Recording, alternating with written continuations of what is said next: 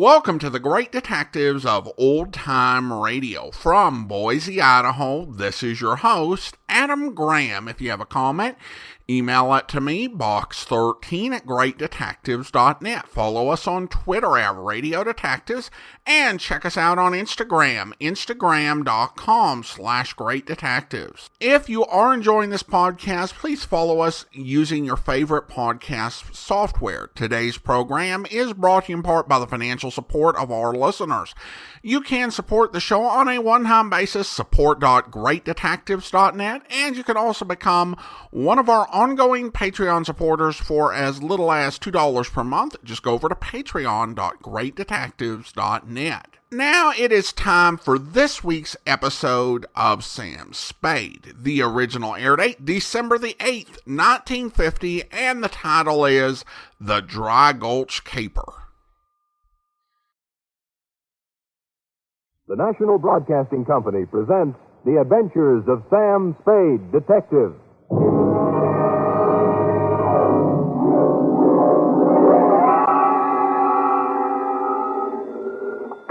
Sam Spade Detective Agency? Me, sweetheart, bounce along Spade. Bounce along, Spade. The only cowpoke in the West with so much daylight between him and his saddle, the California Limited can pass under without ever slackening speed. Sam! I'm rough and I'm tough and I'm ready, gal. I'll outshoot, outride, and outcourt any man in boots. Or barefooted either, as a matter of fact. Choose your weapon. What's come over you? Where have you been? Where the air is warm and the women are warmer, if in the end comes swift and sudden. Oh? I took Horace Greeley's advice, sweethearts. I went west. West? With Sam? Are we all ready? Keep your reins tight, gal. I calculate to bow-leg my way through the door, garbed in my 12-gallon hat, my buckskin shirt, my worn Levi's, and my twin six-guns with extra-large hammers to dictate my report on the Dry Gulch Caper. Or they went that-a-way.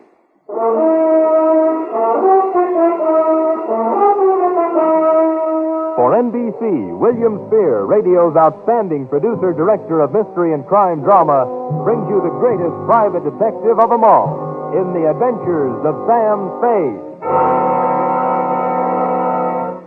Effie! Come here, Prairie Flower. Are you the new school marm?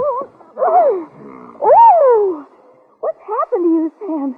You're so strong, so virile. Virile? Not only that, so beat, Effie. So absolutely beat. Oh, was there anything I can get you? Not unless you have an in at the local cushion factory. Shall we, sweet? I'd like to get it over with. Painful. You mean it gives you a headache just to think of it? It's not my head that I was referring to. You ready, little partner? Oh, ready, sir? Date, fill it in, to Lieutenant R.C. Halliday, robbery detail, San Francisco Police Department, City. Firm, Samuel Spade, license number 137596. Subject, the Wild West Caper, or Hopalong Cassidy can have it. Dear Halliday, I should say at this very instant, I should be cramming for my entrance exams to the mission home for Saddle Sore Private Detectives. But knowing how this report will tidy up your files, I shall proceed in a standing position. It was late yesterday afternoon when, for me, the bell tolled. That was when I first heard the purty voice of the girl of the Golden West. Mr. Spade, you are Sam Spade, the detective. 7 days a week, 24 hours a day. Who? Mr. Spade, I'm calling about my grandfather. You don't even know who I am, do you? I cannot tell a lie. I don't, ma'am. My name's Penny Brewster, and I only hope I can tell you the story before Grandfather comes to phone. The story? Yes, you see. Oh, here he comes. Play along with him, Mr. Spade, please. And remember, you're not Sam Spade, the detective. You're Marshal Spade of the California Rangers. Marshal? Wait a minute. Yes, and you must look the part. In a blue serge suit? You'll think of something. I know you will. I've heard private detectives are terribly clever. Well, I... Marshal Spade? That's right. Buck Brewster talking. Yeah? And he says you're the straightest shooting pokey since Billy the Kid. T-Rex? Huh? Oh, sure. T-Rex, Buck. T-Rex. Claims you and the horse fly along like you was one. T-Rex? Buck, at one time or another, I've taken a flyer on every nag in the game. Trotters included. Then you're my man, Marshal. Get up here fast. The shooting's liable to start any minute. We have a bad connection on this phone. I thought you said the shooting's liable to start. I ain't got no time to waste on useless palaver, Spade. Just get up here. I'll paint the whole picture when I see you. Get up where? Where are you? Why, in Dry Gulch. Where else would I be? Well, where is Dry Gulch? Take the main trail north out of town till you spot the Oak Circle. Then bear right. Yeah? I'll go down now and leave a change of mounts at the circle. How far would you say this circle is from San Fran? Oh, about a half day's hard ride, I reckon. Half a day's... Look, Buck, I don't think I better. I'm out of condition, you know. I haven't been riding lately. Oh, sure, that ain't what my purdy granddaughter tells me. Purdy, eh? Half a day's hard ride. About 20 miles, huh? I don't remember any town along there. Don't worry about the town, Marshal. It's here. Just get in your saddle and get to loping. You're sure there's a town there? Spade, I ain't got time to argue geography with you. Now listen. Them $50 gold pieces clinking together, and I got a whole cellar full of them. Are you coming up here? Buck, tell him to take to the high hills. Sam Spade rides again.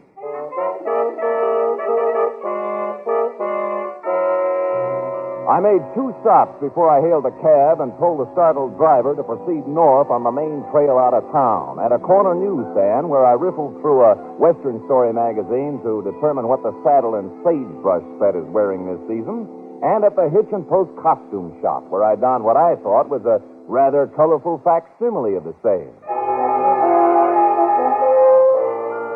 We drove out 101 at a smooth 55 for almost half an hour before I spotted a circular clump of trees, complete with horse. As we reared to a halt, the driver looked back at me and shook his head. I'm taking down your description, Buster, just in case they ask. Black 10-gallon hat, purple silk shirt, orange Angora chaps. Boy, I've seen everything now. You obviously aren't an Esquire man. Now, this wardrobe was personally endorsed by Mr. T. Yeah. Yeah. You sure you want to get out here, Buster? At this very spot, Buster. But there ain't nothing here, but nothing. Wrong, my good man. For you, there is this. For me, yonder steed and the dusty trail on your right.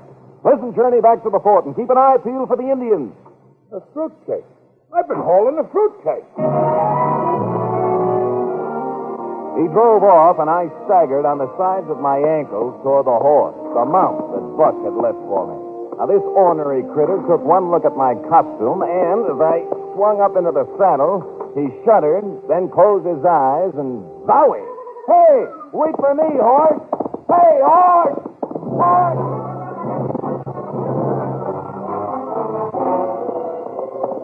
It was approximately 7 miles later, and I was beginning to feel better because I was paralyzed from the waist down, that we flashed past a sign that read, Dry Gulch City Limits, beware of flying lead.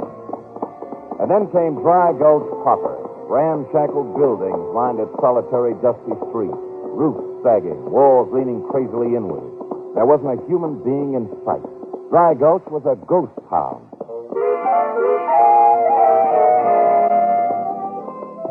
We clumped past the Golden Spur Cafe, Whitey's Tonsorial Parlor, the Lone Ace Gambling Casino, and Gherkin's Saddle and Harness Shop, all deserted, before my horse plowed to a halt in front of the Red Dog Saloon.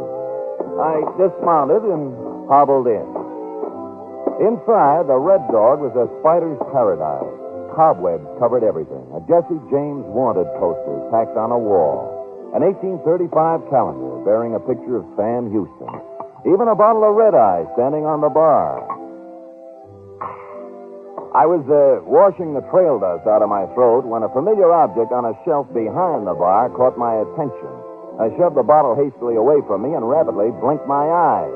But what I'd seen was still there. A brand new oak-cased television set. Uh-huh. And then somebody shoved another familiar object right into my ribs. For your sake, I hope you're Marshal Spade. The same, and also for my sake, I hope you don't have a nervous trigger finger. Mighty careless, Marshal, drinking with your back to the door. Let me look you over. Turn around. At the low. All right, Buck. Here we are. Well, why in tarnation are you rigged out like that? Well, perhaps these aren't my best colors, but, How about this shooting you spoke of? What's the trouble, Buck? Oh, it's that low-down snake Blackie Tolliver, Marshal. Blackie Tolliver? Oh, you must have heard of Blackie. Yeah, this is him here. Blackie Tolliver, sought for the robbery of the Cattlemen's National Bank, Oklahoma City, June 25th, 1894. Mm-hmm. Rough, ornery cayuse. Cayuse. But he wrecked. We crossed trails first when he pulled that job. Me being the sheriff in 94, it was up to me to chase him down. But he wrangled himself a pardon. Slippery snake. And then? Well, 4 years later, I hit Tombstone, all primed to settle down. Even had a little filly all picked out, but it never happened. What did? Oh, that creeping, crawling Blackie Tolliver sweet-talked her into leaving town with him. Your girl ran off with Blackie? To get hitched in Dawson City. Then he stranded her there, sick and broke. I burned the letter getting to her when I heard, but I was too late. Oh, I'm sorry, Buck, but that's a long time ago. Well, I vowed I'd get that sidewinder. I chased him all over the West, but I still couldn't catch him. Then 3 days ago, I seen him again. Here in Dry Gulch? No, on TV. What? Yeah, some program was telecasting about a new bank opening in Frisco. And there big as life was Blackie right on the TV. You could recognize him on television? Amazing. And you know what he was doing there, Marshal? What? Blackie Tolliver, who's held up more banks than I've got fingers and toes, was the guard in that bank.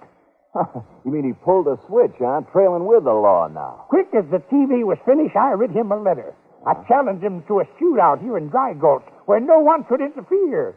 And as soon as he shows up, I'm going to cut him down. Well, what makes you think he'll show? Well, 2 of his gang were skulking around yesterday looking to lay out for him. You mean 2 of his gang? How do you figure that? Well, it's simple.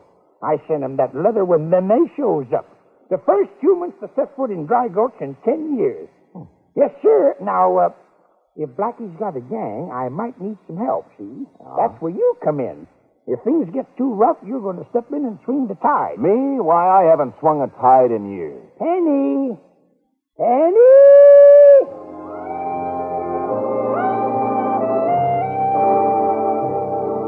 A girl now entered the Red Dog. A girl, and I do not use the term loosely.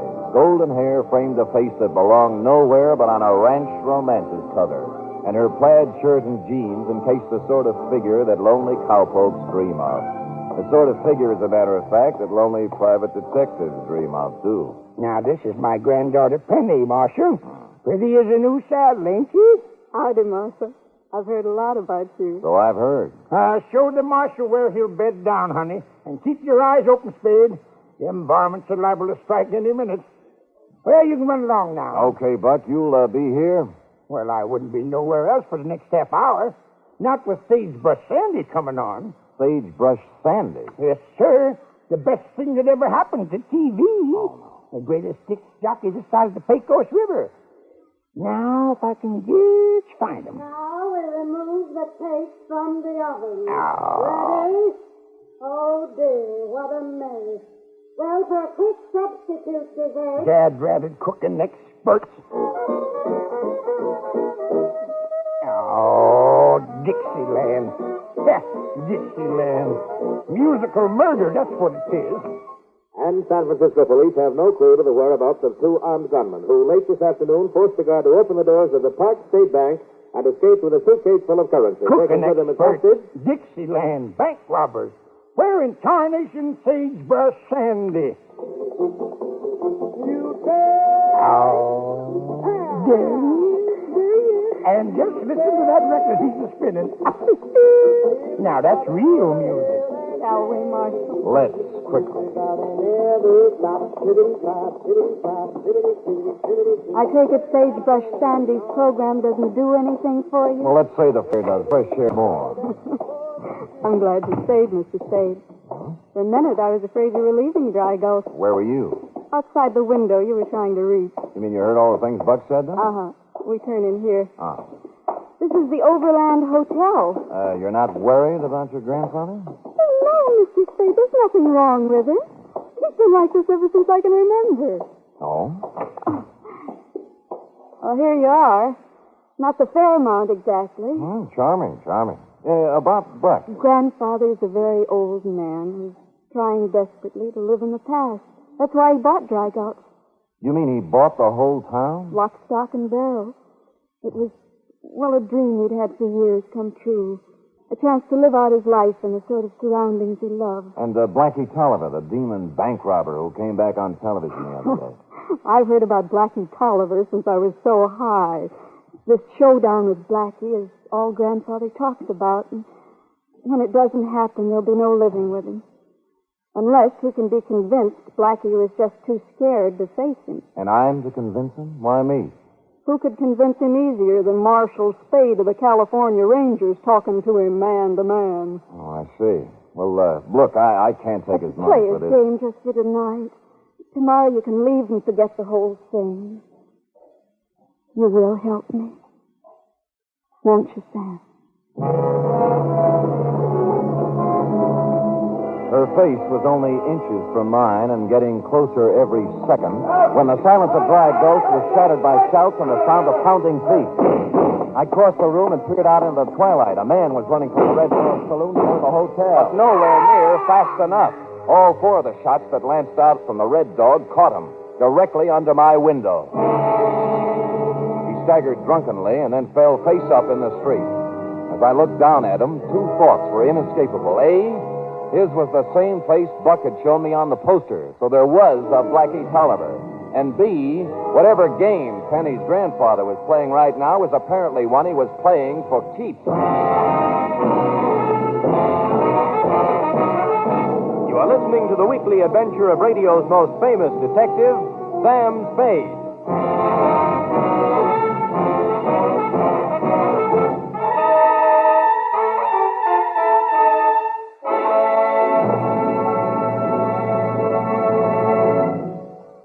Have you met our new baby yet? I mean, NBC's new baby, The Big Show. And what a baby it is. The biggest baby you ever heard, and he's not crying either.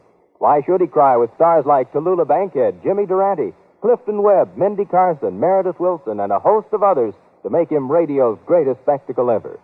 This Sunday and every Sunday, meet The Big Show, an hour and a half of comedy, music, and drama.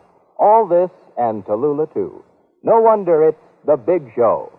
And Sunday evening over most of these NBC stations also means Theater Guild on the air.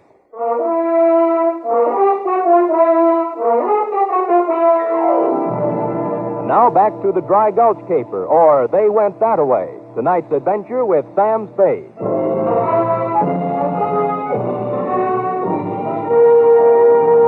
Blackie Tolliver was still alive but unconscious when Penny and I reached him moments later. His forced breathing was the only sound to be heard along Dry Gulch's single street. Wherever Buck had gone after the shooting, whatever he was doing, he was quiet as a mouse. I examined Blackie as best I could in the dusky light. He was wearing a Park State Bank guard uniform, and it was soaked with red. He needed medical attention fast. He dies, Sam. They'll call it murder, won't they? Let's not talk about that now. Won't they? What else could they call it? Blackie didn't have a prayer. He isn't even carrying a gun. But Grandfather just... Oh, Sam, what are we going to do? Right now, we're going to get Blackie to a hospital. That means we'll need horses and some help. There's no one to help us. Well, there's Buck. You saddle the horses, I'll find him. If we take him to a hospital, he still might die, and what will we gain?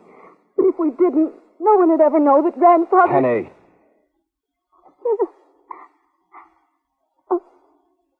I'll saddle the horses. Sam, please don't hate me for what I was thinking. I carried Blackie to the hotel porch and did what I could to make him comfortable. Then I started looking for Buck.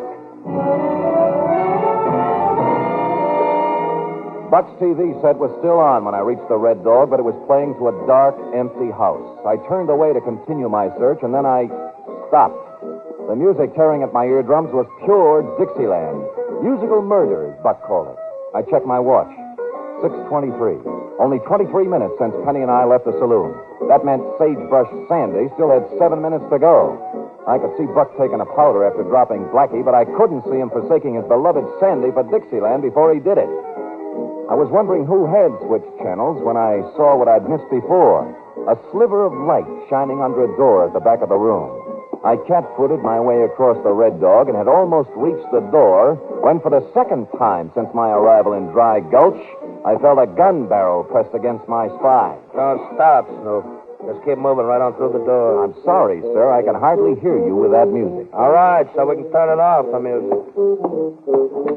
Thank you. Now? Now move. Well, if you insist, but I can only stay a moment. Corky, what happened? I thought the population of this town was but one. So did I, Al. I got rid of the old-timer, but on the way back I ran into this G. Apparently the census taker's overlooking him. Yeah, it only proves you can believe no man. We are given positive assurance the place is deserted, yet traffic suddenly becomes unbearable. Well, perhaps I was being over-friendly, gentlemen. We Westerners get carried away now and then. Now, if you'll excuse me... Hold it, Snoop. Yes, friend. You have just arrived. Really, boys, it's far past my usual bedtime. So you sleep in tomorrow. Sit down. Leave us chat. There were several things in that candlelit back room I could have chatted about. I could have told Al Torino, short, swarthy, and one of the best-known bank boys in the business, that I'd recognize him as soon as his friend herded me through the door. Or perhaps mention the currency stacked high on the table before him, each packet held together by a paper binder with the words, Park State Bank of San Francisco stamped very neatly on it. Now, suppose you tell us about what you're snooping around for. Gentlemen, this is all a grievous misunderstanding. I merely happened by to remind you of the annual rodeo to be held at Devil's Elbow this coming Saturday. An innocent, friendly gesture.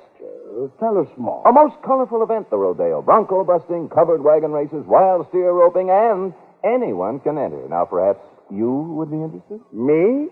Why, I haven't roped a wild steer in almost a fortnight. Your friend, perhaps? Heaven alone knows how long it's been since I roped a steer. I busted a bronco. Well, it was just a thought. Goodbye. Hold it. Please. I'm most unhappy that we misjudged you, friend. Oh, it's nothing. Every call can't be a happy one. You only make me feel worse. I feel we owe you something for at least thinking of us. Don't you, Corky? Yes, indeed, Al. Yes, indeed. I couldn't think of it. I'll just run along. Now our minds are made up. Give it to him, Corky. I dove for him as the words left his mouth because I knew what they intended to give me. But I only got in one punch because Corky knew what Al was going to say before he said it. That gave him a slight advantage. And it was all he needed.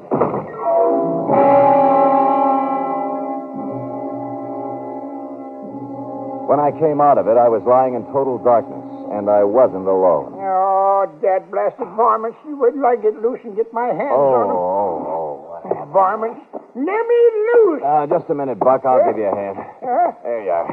Hey, how'd they get you, Buck? Oh, I was watching the TV, and I heard a car, and then Blackie and them two that were skulking around yesterday drove up, and they walked right into the Red Dog as if they was aiming to steal. Who was carrying the suitcase? Blackie was. And the others was walking along behind him with their guns drawn, protecting him, so I couldn't get to him. Yeah. So I sneaked around to the front of the Red Dog, hoping I could surprise him. Well, it was me that got surprised, though. Well, what happened, Buck? Well, they was in the back room, and Blackie was hollering about a double cross and a fair cut. And that there kind of talk. And then the door busted open, and he come a-tearing out across the room with that little critter right behind him. Well, that'd be Al Torino. He's the one who got Blackie. He what? Got Blackie. You mean that wall-eyed critter's been messing around my range? Remember we heard on TV about the Park State Bank being knocked over? These are the boys who did it. Well, I'll be your... And Blackie was the hostage that announcer fellow was talking about. He was the bank guard, and they took him. No, Blackie was in it, too. The inside man. He had to be.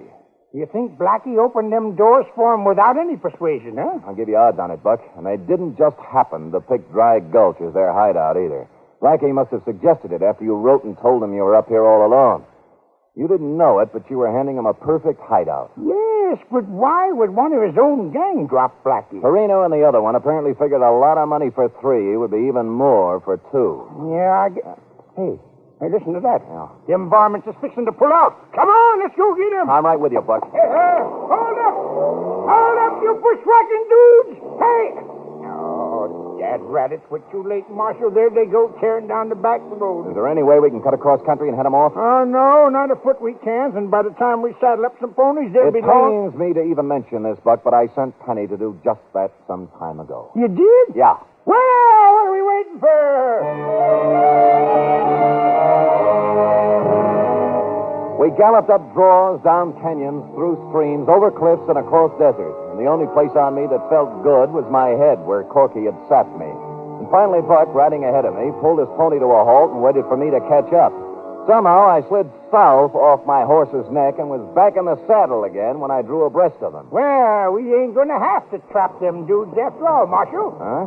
No, Cripple Creek done it first. Cripple Creek. The driest creek in the west. It crosses the road up ahead a piece.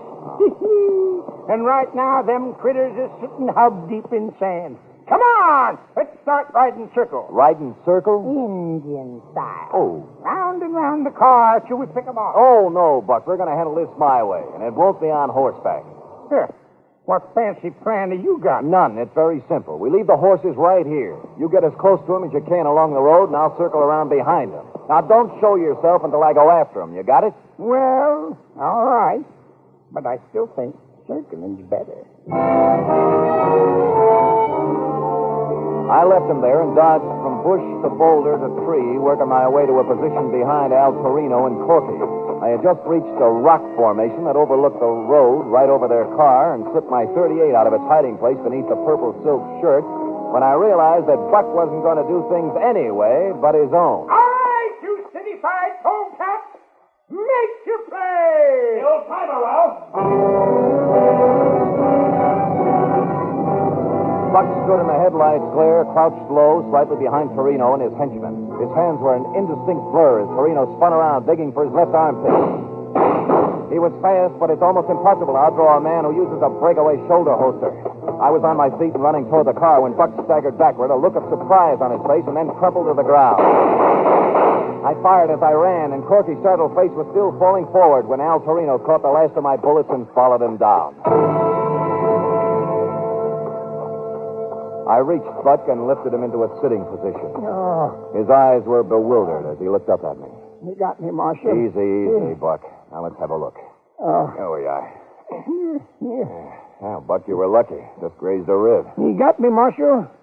Yeah, I guess I better hang up my shooting irons and just concentrate on tending Penny. You know, Buck, I've been wondering how you wound up with a granddaughter anyway. If the filly Blackie ran off with meant so much to you, how could you Marry up with somebody else? Yeah. Oh, shucks, Marshal. Penny's grandma was twice the woman that first one was. Best in the West. Well, then how come you held a grudge against Blackie all those years and wanted to shoot it out with him? Oh, I didn't really, but drat it all. A man's got to have a little excitement in his life, don't he?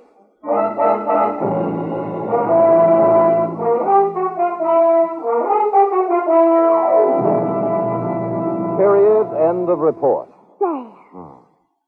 What a fantastic story. It is that, F. It is that. But go type it up anyhow. Are you sure you aren't making up the whole thing? For the doubting Thomases, I have a matched set of saddle scars to prove the truth of each and every statement. Oh, I take your word for it. I'll type it up right away. Three chimes mean good times on NBC. There's no cover charge at Duffy's Tavern. Just keep your dial tuned to NBC later as Archie and his delightful friends cook up another mad and merry session at that remarkable restaurant, Duffy's Tavern. This Sunday, the big show comes your way again on NBC, the best in comedy, music, and drama, with unpredictable Tallulah as MC, Jimmy Durante, Clifton Webb, and many more.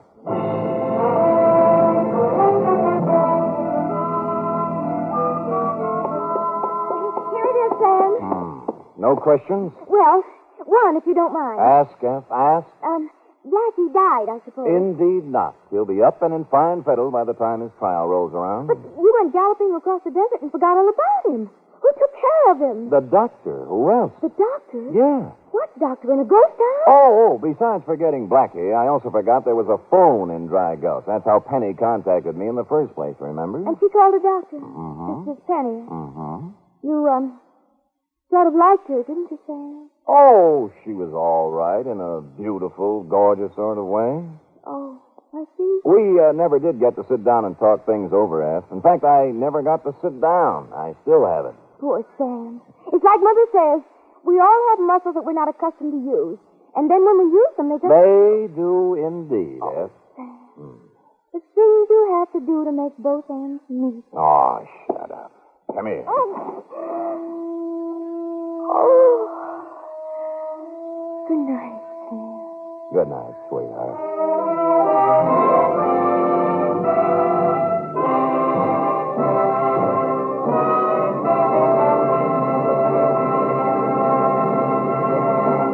The Adventures of Sam Spade are produced, edited, and directed by William Spear. Sam Spade was played by Stephen Dunne. Lurene Tuttle as Effie. Wally Maher was Buck. Script for tonight's adventure by Don Carey. Musical scoring by Lud Gluskin, conducted by Robert Armbruster.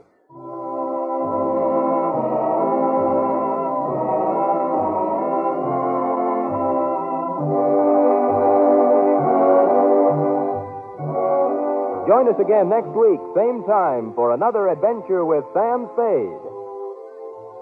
Hear the magnificent Montague, then visit Duffy's Tavern on NBC.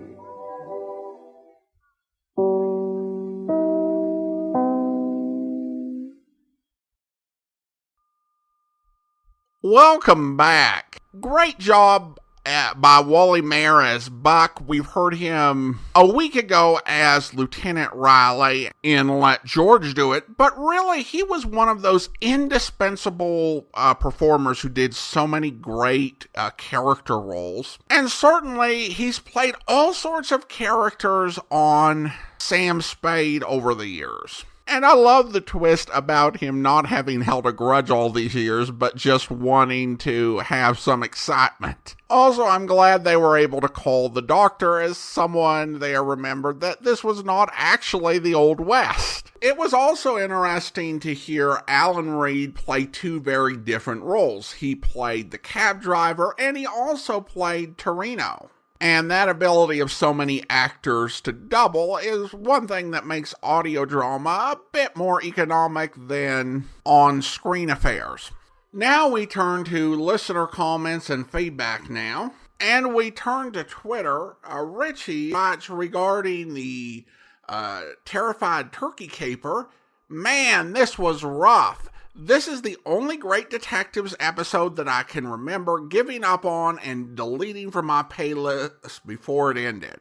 Well, sorry about that, Richie. I hope you enjoy some of the further episodes. I know that was only the second episode for Steve Dunne as Sam Spade. And I think as time goes on, he's kind of growing into the role and they're finding the right scripts for him. I thought this was a really good one, and there are some other solid ones ahead. Of course, I did enjoy the terrified turkey caper, although I can see, there were some rough spots there. Meanwhile, over on YouTube, Jody writes of the farmer's daughter caper, the last Howard Duff episode. Love this episode. Well, thank you so much, Jody. I appreciate your comments over on YouTube. Now it's time to thank our Patreon supporter of the day. I want to go ahead and thank Sarah. Sarah has been one of our Patreon supporters since July of 2020, currently supporting the program at the Shamus level of $4 or more per month. Thanks so much for your support, Sarah. And that will do it for today. If you are enjoying this podcast, please follow us using your favorite podcast software. If you are enjoying the podcast on YouTube, be sure to like the video, subscribe to the channel, mark the notification bell, and maybe, like Jody, leave a comment. All those great things help us get picked up by the YouTube algorithm and allow even more people to enjoy great old-time radio. We'll be back next Monday with another episode of Sam Spade, but join us back here tomorrow for the start of another Yours Truly Johnny Dollar serial, where... Are you Tom Bates? That's right. My name is Dollar. I just talked to you on the phone. And I told you I had nothing to say. Mind if I sit down? Now, look here. You look, Mr. Bates. I've been in the business of insurance investigation for quite a while. And I probably know the legal rules and responsibilities of your office about as well as you do. Get out, Dollar. Well, for 2 cents, that's exactly what I'd do. And if I did, you'd find yourself in a real tight spot. What are you talking about? The company would have a battery of high-powered legal eagles in town by 8 o'clock tomorrow morning. And they'd have a subpoena, a restraining order, an order to show cause so quick it'd make your eyes bug out. And that's where it would start to get embarrassing, Mr. Bates. When you tried to explain to the court why you were withholding evidence and refusing to cooperate. What do you mean, refusing to cooperate? I haven't refused a thing. It sounded that way to me. I don't care how it sounded. Look, I know what you're up to. Peterson told me why you're here. Oh? You're out to muddy this thing up. You're trying to pin something on Miss Parker so you can get out of paying the insurance claim. And subpoena or no subpoena, you'll get no help from my office on a crooked deal like that. Any reason for you to think something could be pinned on her, Mr. Bates? Of course there's no reason. You saw the transcript of the coroner's inquiry, didn't you? I did. Well, did you find one single hint of suspicion anywhere in it? No. Not much of anything else, for that matter. Are you always as gentle with your witnesses as you were with Miss Parker? The girl was half out of her mind with grief, on the verge of a breakdown. We got the facts. What more do you want? Maybe we should have thrown her in jail, beat her up with a rubber hose, starved her till she thought of something to confess. Is that the way you'd have done it? Oh, relax, Mr. Bates. You're not in a courtroom. No, and by heaven, I'm not going to be. Not on this case. Because there's no reason. How long have you been in love with the Parker girl? Ever since I hope you'll be with us then. In the meantime, do send your comments to box13@greatdetectives.net. Follow us on Twitter at Radio Detectives. And check us out on Instagram, instagram.com/greatdetectives. From Boise, Idaho, this is your host, Adam Graham, signing off.